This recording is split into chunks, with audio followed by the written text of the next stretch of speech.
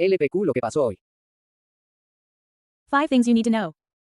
Hello everyone, welcome back to LQP Lo Que Paso Hoy. Today, we're breaking down the 5 most important news stories of June 5th, with events that are shaping the global agenda, the new travel ban by Trump, the US veto on ceasefire in Gaza, tensions between the government and Harvard and Columbia, a tragic manhunt with a devastating ending, and a major oil spill in Baltimore. Let's go through each point. 1. New Trump travel ban. Donald Trump signed a proclamation restricting entry for citizens from 12 countries into the United States, including Afghans, Iranians, Somalians, Sudanese, Yemenis, among others. The measure goes into effect on June 9th at midnight and is justified as necessary to protect the country from potential national security threats. In addition, partial restrictions were placed on individuals from Burundi, Cuba, Laos, Sierra Leone, Togo, Turkmenistan, and Venezuela. This is not the first time Trump has imposed such measures. He did so during his first term, targeting 7 Muslim-majority countries, but it was later revoked by Biden in 2021. 2. U.S. vetoes UN ceasefire resolution in Gaza. Amid a war that continues to generate thousands of civilian casualties, the UN Security Council presented a resolution calling for an immediate, unconditional and permanent ceasefire in Gaza and unrestricted humanitarian aid access. But the United States vetoed the initiative, becoming the only member of the council to oppose it.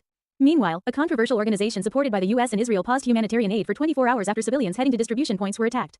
And today, the bodies of 2 Israeli-American hostages kidnapped by Hamas last October were returned to Israel, Judy Weinstein Haggai and Gadi Haggai *, who were killed near their home in Nir Oz Kibbutz during the October 7th attack.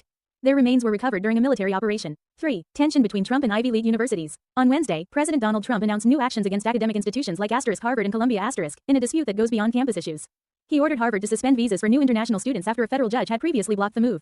The administration is also demanding that Harvard change its hiring and admission policies, remove diversity, equity, and inclusion programs, and alter campus protest rules. The university has resisted and filed a lawsuit claiming these actions violate the First Amendment.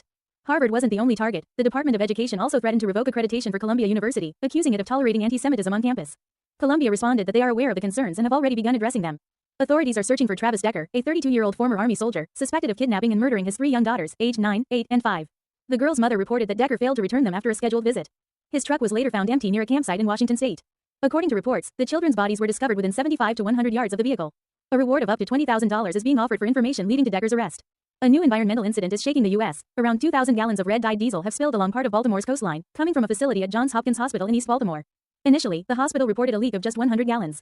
But within hours, that number jumped dramatically. Emergency teams from nearly a dozen state and local agencies, along with the U.S. Coast Guard, have been working non-stop since last night to clean up the contaminated water. Each of these topics shows how politics, security, education, tragedy, and the environment are deeply connected in today's world. What do you think about these decisions? Do you believe immigration limits are justified? What's your take on the US veto at the UN?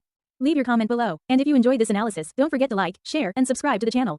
See you in the next video.